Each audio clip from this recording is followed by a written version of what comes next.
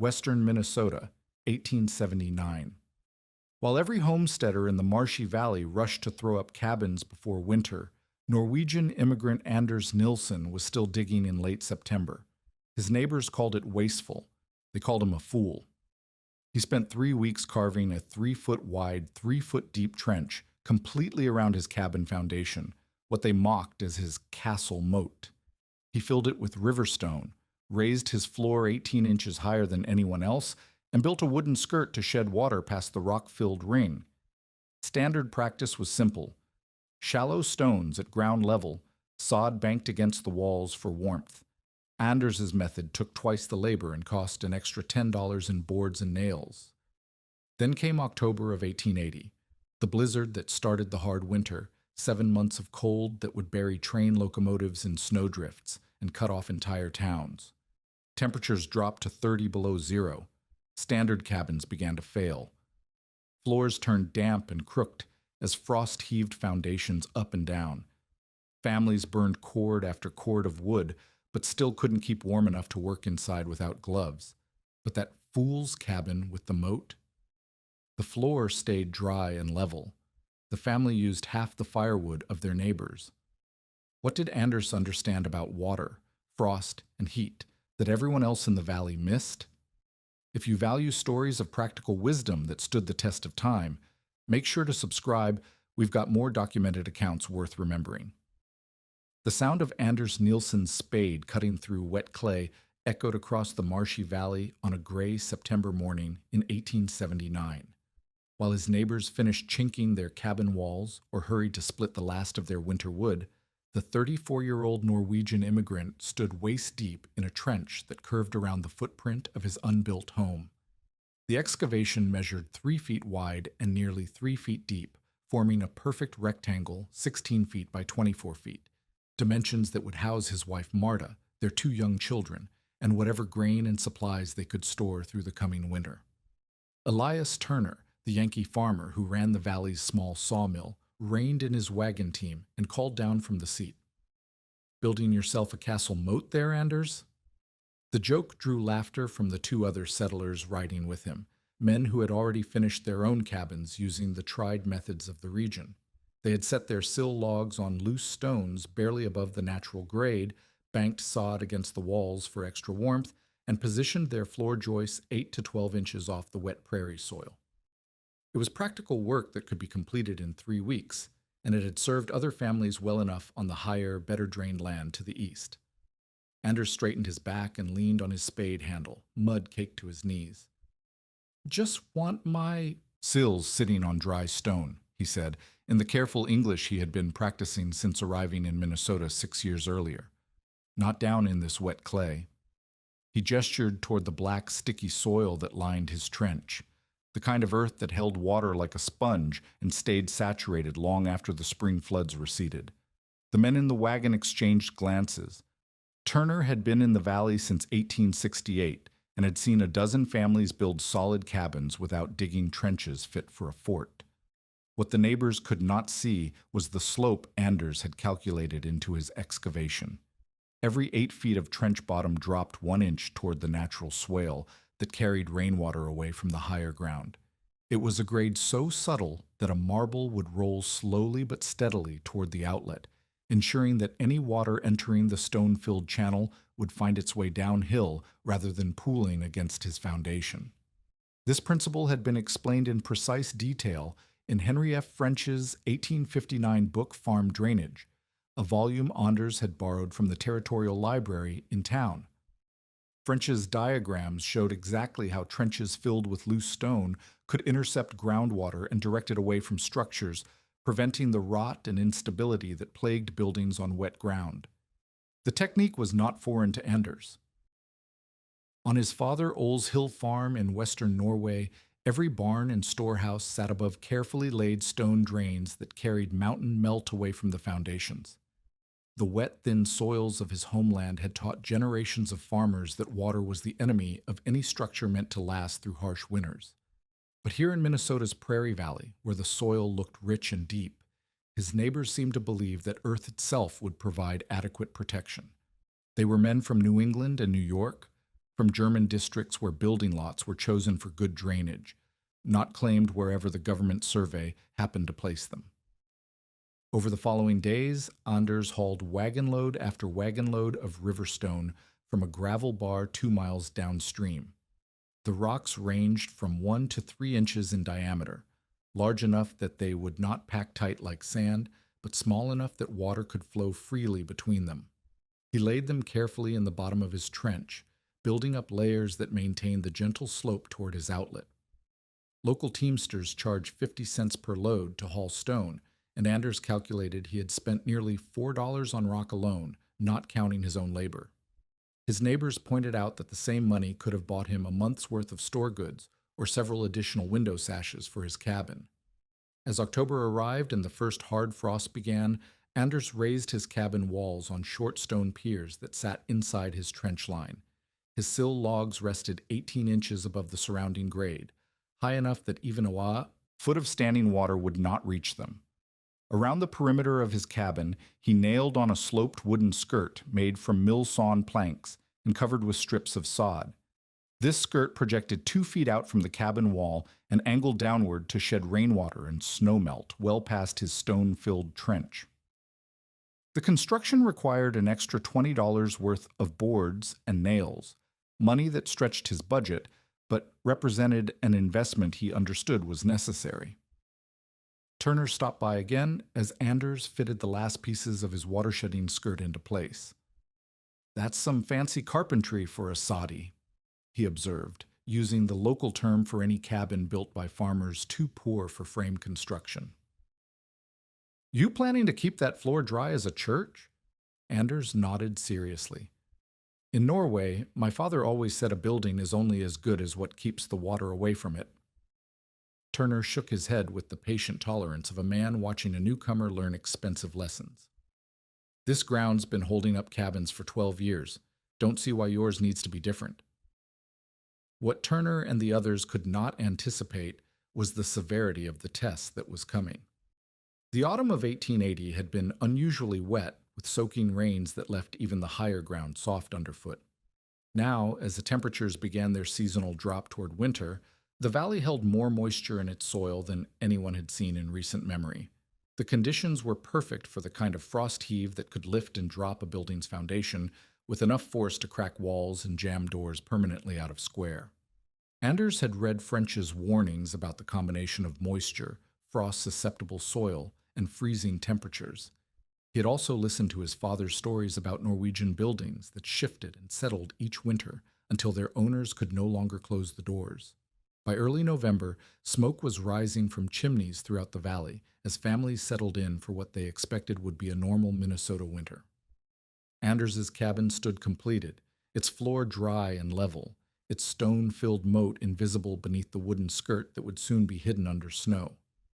His neighbors had finished their own preparations with considerably less effort and expense. The stage was set for a comparison that none of them anticipated, but all of them would remember.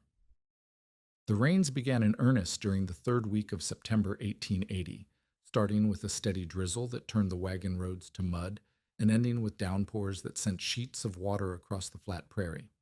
Over the course of 10 days, the valley received nearly 5 inches of precipitation, enough to saturate the clay subsoil and turn every low spot into a temporary pond.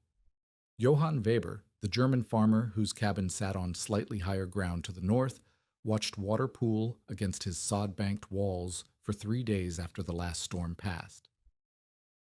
The Zacharind standing water measured 2 to 3 inches deep and showed no sign of draining away quickly. Anders walked the perimeter of his own cabin on the morning after the heaviest rain, noting how the water behaved around his stone-filled trench. What fell directly on his wooden skirt ran off immediately, following the sloped boards to drip well beyond the rock-filled channel. Rainwater that struck the ground nearby trickled into the loose stone and disappeared, flowing along the gentle grade he had built into the trench bottom toward the natural swale 40 feet away. Within 24 hours of the storm's end, the soil immediately around his cabin walls was firm enough to take a boot print without leaving a muddy depression. Marta Nilsson noticed the difference when she stepped outside to check their small vegetable garden. At Weber's place, where she had visited the day before, Her shoes had sunk an inch into the saturated ground near the cabin wall, and she had needed to scrape clay from her soles before entering the house. Around her own home, the earth felt solid underfoot, with only a slight dampness that reminded her of well-drained farmyard back in Norway. The contrast was subtle, but measurable to anyone who paid attention to such details. Inside the cabins, the differences were becoming apparent as well. Weber mentioned to his wife that their floorboards seemed to be cupping slightly near the front wall, where water had pooled longest against the sod banking. When he knelt to examine the boards more closely, he could feel a faint dampness seeping up from below, and the wood felt softer to the touch than it had when first laid. The Nielsen floor, by contrast, remained firm and dry, showing no signs of moisture absorption even after the prolonged soaking. The scientific principle at work was one that French had described in detail in his drainage manual, though he had applied it primarily to agricultural fields rather than building foundations. When soil becomes saturated with water, it creates what engineers would later call hydrostatic pressure, a force that pushes moisture in all directions, including upward into any porous material above it. Wooden sills and floor joists in direct contact with wet soil act like wicks, drawing moisture up through capillary action and creating conditions ideal for rot and fungal growth. Anders's stone-filled trench interrupted this process by providing an alternative path for water, one that led away from his foundation rather than up into it. The technical advantages went beyond simple drainage. French had noted in his experiments that soil dried by stone trenches warmed earlier in spring and held heat longer in fall, because dry earth conducts temperature changes more slowly than saturated clay. This thermal behavior would prove crucial as autumn temperatures began their descent toward winter. Anders had unknowingly created a buffer zone around his cabin, where the soil would be both drier and more thermally stable than the waterlogged clay surrounding his neighbor's foundations.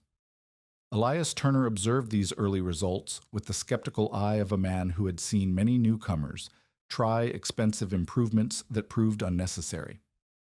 During a visit to discuss purchasing lumber for winter repairs, he walked around Anders's cabin and noted the absence of standing water, but attributed it mainly to the raised construction rather than the hidden drainage system. "That high floor of yours might stay dry," he conceded, "but let's see how it holds up when the real cold hits. All that open space underneath, you'll be burning twice the wood come January." Turner's prediction reflected the conventional wisdom about heat loss through floors. Most frontier builders banked earth or sod directly against their cabin walls, specifically to block cold air from flowing underneath the structure. The logic seemed sound. Create a barrier between the heated interior and the frozen ground below. What this approach ignored was the role of moisture in heat transfer. Wet soil in contact with a building conducts heat away from the structure far more efficiently than dry soil separated by an air gap. Anders's raised floor would indeed expose more surface area to outside air, but that air would be significantly warmer than the saturated, freezing earth that surrounded other foundations. By mid-October, the differences in soil moisture around the various cabins had become clearly visible. Weber's German neighbor Klaus Richter noticed that the ground around his own cabin remained soft and muddy. Weeks after the September rains, while a simple walk past the Nielsen place revealed firm, relatively dry earth that showed only minimal frost penetration during the first light freezes.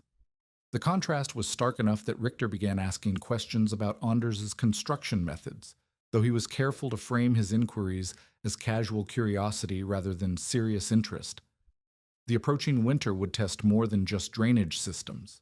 Historical records show that the autumn of 1880 was unusually wet across Minnesota and the Dakota Territory, setting the stage for what became known as the hard winter of 1880 to 81. The combination of saturated soils and severe cold created perfect conditions for frost heave, a phenomenon that occurs when water in the ground freezes and expands, creating ice lenses that can lift structures several inches and then drop them unevenly as temperatures fluctuate. Anders understood this danger from childhood experience in Norway, where frost heave was a constant threat to buildings constructed without proper drainage. His father had shown him foundations cracked by expanding ice and floors that tilted permanently after a single severe winter. The stone-filled trench around his Minnesota cabin was designed to prevent exactly this type of damage by keeping water away from the critical zone where his foundation posts and sill logs met the earth. As November arrived and the first sustained freezing temperatures settled over the valley, the stage was set for a comparison that would demonstrate the practical value of what his neighbors still considered excessive preparation. The wet autumn had loaded the soil with more moisture than usual, while the approaching winter promised to be more severe than anyone anticipated. Anders's castle Moat was about to face the ultimate test of its engineering principles. The blizzard struck on October 15th, 1880, arriving with a ferocity that caught even experienced plainsmen off guard. What began as scattered snow flurries at dawn became a howling wall of white by midday, driven by winds that bent the prairie grass flat and piled drifts against every obstacle on the landscape. Within 6 hours, 3 feet of snow had fallen, and the temperature had dropped from a mild 35 degrees to 8 below zero. This was not the gradual onset of winter that settlers expected, but the opening salvo of what would become the most brutal cold season in recorded Minnesota history. By the second day of the storm, the differences between cabins became starkly apparent. Johann Weber discovered that his front door had frozen shut, sealed by ice that formed when warm, moist air from his cabin met the frigid wooden frame. When he finally forced it open, cold air rushed across his floor with such intensity that his wife could feel the draft from 15 feet away. The floorboards near the door had developed a thin coating of frost, and Weber noticed that a cup of water left on the floor overnight had formed a skin of ice despite the fire burning steadily in his stove. Klaus Richter faced similar problems in his cabin to the south. The corners of his structure had begun to show signs of frost penetration, with ice crystals forming along the interior baseboards where cold seeped up through the floor joints. Most troubling was the behavior of his cook stove, which seemed to draw poorly and required constant attention to maintain adequate heat. Richter found himself burning nearly 2 full cords of split oak in the first month of severe cold, wood he had planned to stretch through the entire winter. The Nilsson cabin presented a markedly different picture. When Marta stepped outside during a brief lull in the storm, she found that their door opened easily and closed with a tight seal. Inside, the temperature at chest height measured 54 degrees on Anders's mercury thermometer, while the floor surface at the center of the room registered 46 degrees, cold by modern standards, but remarkably stable given the conditions outside. Most significantly, the family was burning approximately 3/4 of a cord per month, substantially less than their neighbors, despite maintaining comparable interior temperatures. The technical explanation lay in the thermal behavior of Anders's foundation system. The stone-filled trench had drained away the soil moisture that would have conducted heat directly from the cabin into the frozen ground. Instead of losing warmth through direct conduction into waterlogged clay, the Nilsson cabin lost heat primarily through the airspace beneath the raised floor. While this air was cold, it moved slowly and carried heat away far less efficiently than the saturated frozen soil that surrounded other foundations. The wooden skirt that projected over the stone trench created an additional insulating effect, trapping a layer of relatively still air that further reduced heat transfer. Anders had unknowingly created what modern building scientists would recognize as a primitive version of a frost-protected shallow foundation. By keeping water away from his foundation zone and providing thermal breaks between heated space and frozen ground, he had dramatically reduced the rate at which his cabin shed heat to the earth below. His neighbors, with their sill logs sitting directly on wet stone and earth banked against their walls, were essentially trying to heat the frozen ground beneath their homes, a futile effort that consumed enormous amounts of fuel. The storm raged for 8 days straight, depositing snow depths that reached 10 to 12 feet in drifted areas. When it finally passed, the temperature remained below zero for another 2 weeks, creating conditions that tested every aspect of frontier construction. Elias Turner discovered that his cabin had developed a pronounced tilt, with the northeast corner sitting nearly 2 inches higher than it had been before the storm. The shift was dramatic enough that his front door no longer latched properly, and a marble rolled from one end of his cabin to the other without stopping. Turner's problem was a textbook case of frost heave in action. The saturated clay beneath his shallow foundation had frozen and expanded, creating ice lenses that pushed upward with tremendous force. As the weather fluctuated between extreme cold and brief warming periods, these ice formations grew and shrank unevenly, lifting and dropping his cabin in a way that gradually worsened over time. The sod banking that was supposed to protect his foundation had actually made the problem worse by trapping moisture against his sill logs and creating ideal conditions for freeze-thaw cycles. Weber faced a different but equally serious challenge. The constant burning of extra wood to combat heat loss through his wet foundation had depleted his fuel supply faster than anticipated. By December, he was cutting into the supply he had planned for late winter, and the physical demands of splitting and hauling additional wood in sub-zero temperatures were taking a toll on his health. His wife noted in a letter to relatives that Johann had lost 15 pounds since the storms began and showed signs of exhaustion that worried the entire family. The contrast with the Nilsson household was becoming impossible to ignore. Anders maintained his woodcutting schedule without stress, and his family reported sleeping comfortably through the coldest nights with just a banked fire in their stove. Most tellingly, when Marta hung wet laundry inside the cabin to dry, it was ready to fold within a day, while similar items in Weber's cabin remained damp for 3 or 4 days due to the higher humidity caused by moisture seeping up through the floor. During a brief January thaw, Turner and Weber made separate visits to examine Anders's foundation more closely. What they found challenged everything they thought they knew about cold weather construction. The stone-filled trench showed no signs of frost damage, and the soil immediately around the cabin remained relatively stable despite the extreme temperature swings. Most surprising was the discovery that the airspace beneath Anders's raised floor maintained a temperature roughly 15 degrees warmer than the frozen ground surrounding other cabins, a difference that explained the dramatic reduction in heating costs. The neighbors were beginning to understand that what they had dismissed as foolish over-preparation was actually sophisticated engineering based on principles they had never encountered. The castle moat was performing exactly as Anders had intended, keeping his foundation dry, stable, and thermally isolated from the frozen ground that was causing problems throughout the valley. The spring of 1881 arrived with a vengeance that matched the winter's severity.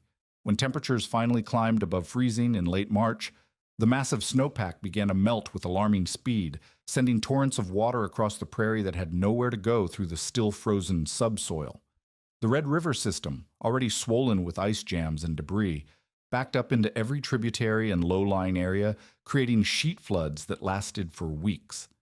In Anders's valley, water stood 2 to 4 feet deep across the flattest sections, turning the entire basin into a temporary lake that lapped at cabin foundations and submerged the lower portions of outbuildings.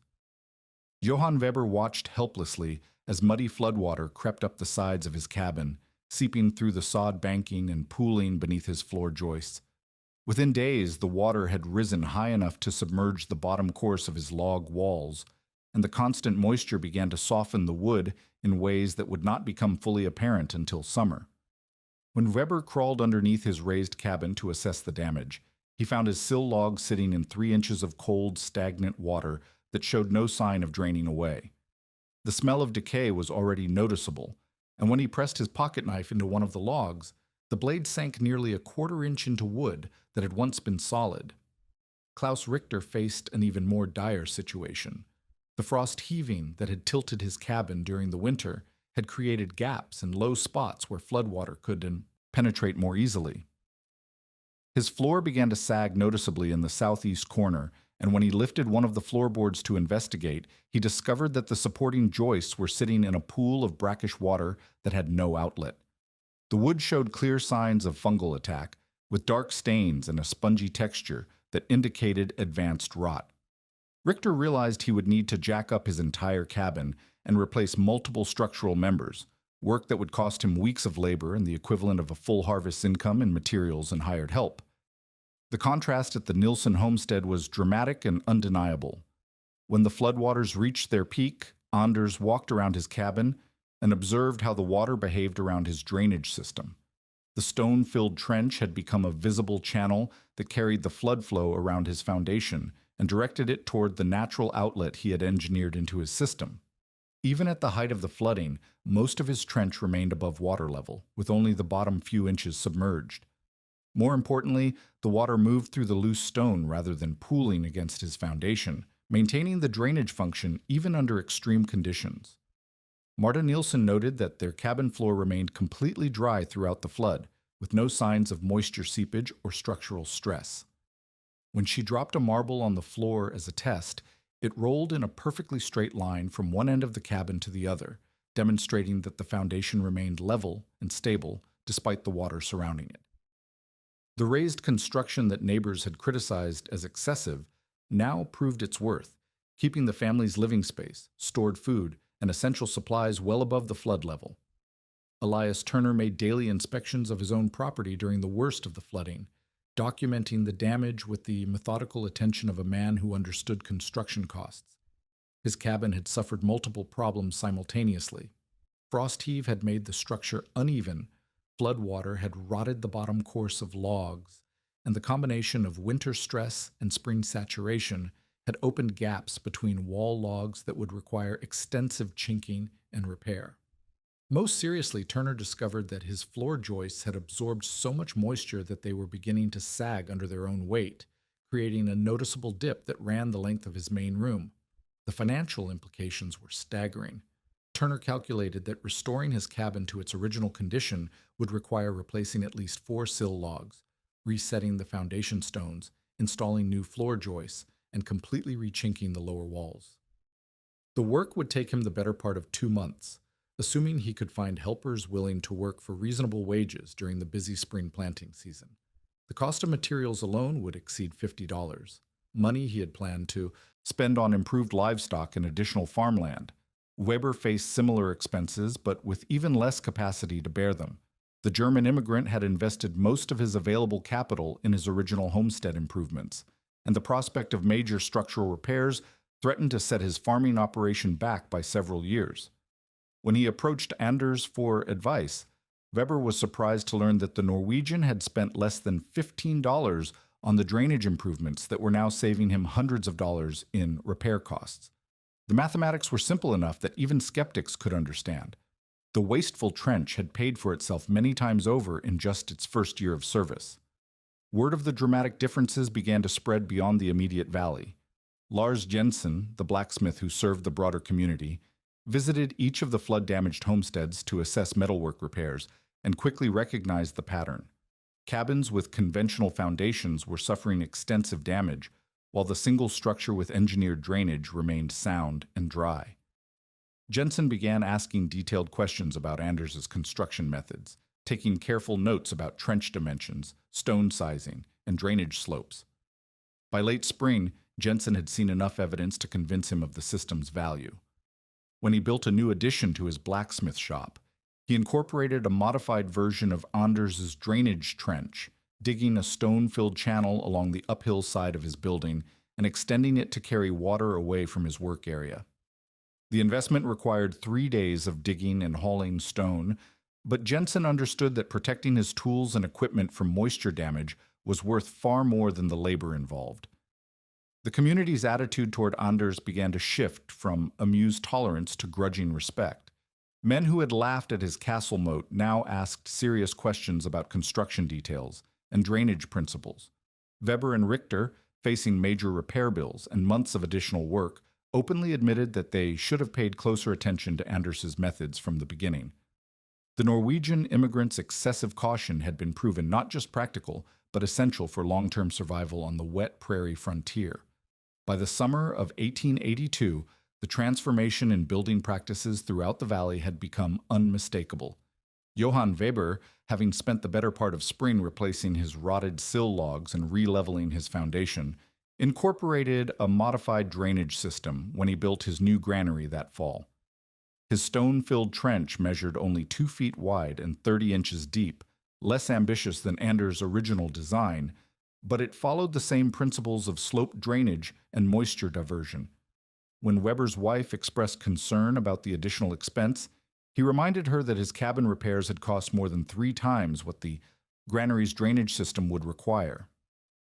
Klaus Richter took a more comprehensive approach when he decided to rebuild his cabin entirely rather than continue patching the damage from frost heave and flooding.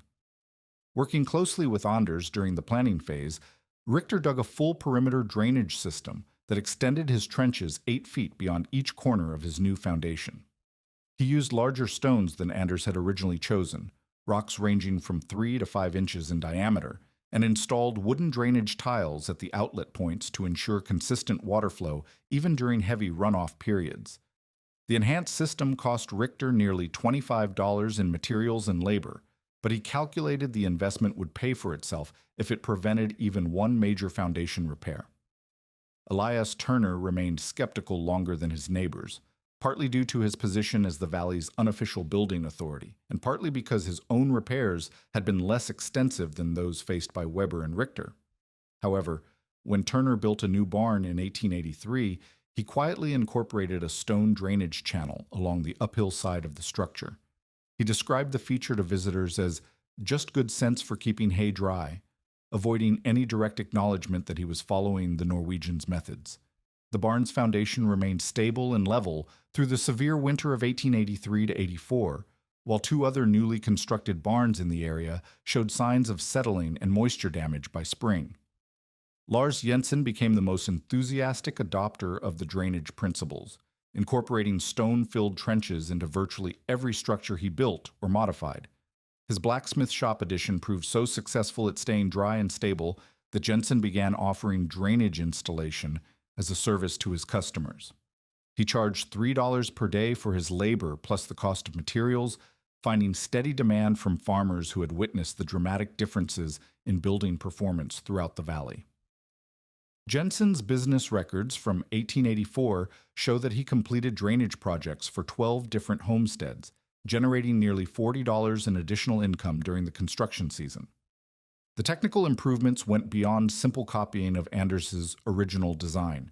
Jensen experimented with different stone sizes and trench configurations, discovering that slightly larger rocks improved drainage speed while smaller stones provided better filtration of fine sediments. He also developed a standardized method for calculating proper trench slopes, using a simple wooden level and measuring stick to ensure consistent drainage fall across longer distances. These refinements made the system more reliable and easier for other builders to implement correctly. By 1885, the drainage trench had become standard practice for new construction throughout the valley and in several neighboring townships. The Territorial Agricultural Extension Service took notice of the innovation, sending an inspector to document the methods and their results. His report, filed with the Minnesota Department of Agriculture, noted that buildings constructed with perimeter drainage showed markedly superior performance in terms of structural stability, interior comfort, and heating efficiency. The report specifically cited fuel savings of 20 to 30% compared to conventional construction, along with elimination of frost heave damage and moisture-related rot. The economic impact extended beyond individual homesteads. Local lumber dealers reported increased sales of boards and planks used for drainage skirts and trench covers, while the demand for drainage stone created a small but profitable market for farmers with rocky land who could quarry and haul suitable materials. The regional building supply network adapted to support the new construction methods, with suppliers in larger towns stocking drainage tiles and specialized tools for trench excavation. Anders found himself in the unexpected position of informal consultant and teacher. Neighbors and strangers alike sought his advice on drainage design, foundation construction, and moisture control.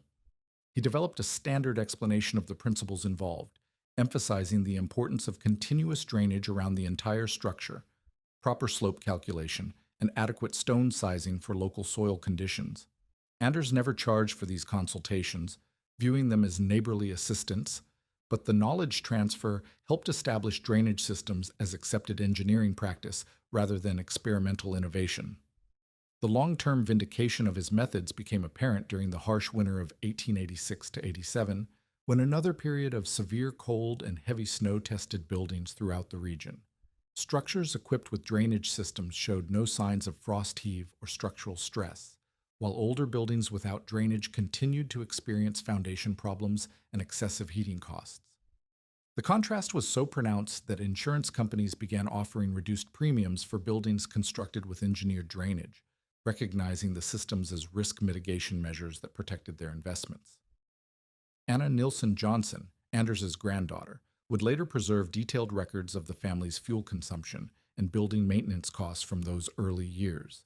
Her documentation showed that the Nilsson cabin required an average of 4½ cords of wood per winter between 1880 and 1890, compared to 7 to 8 cords consumed by similar-sized cabins without drainage. Over the decade, this difference represented savings of more than $150 in fuel costs alone, more than 10 times Anders's original investment in his drainage system.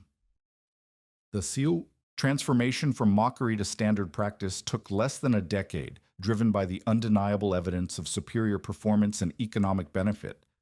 What had begun as one immigrant's application of Old World knowledge to New World conditions became the foundation of improved building practices that would influence construction throughout the upper Midwest. On wet ground in a cold country, the community had learned, the fool was not the man who dug one more trench, it was the man who trusted the soil to behave.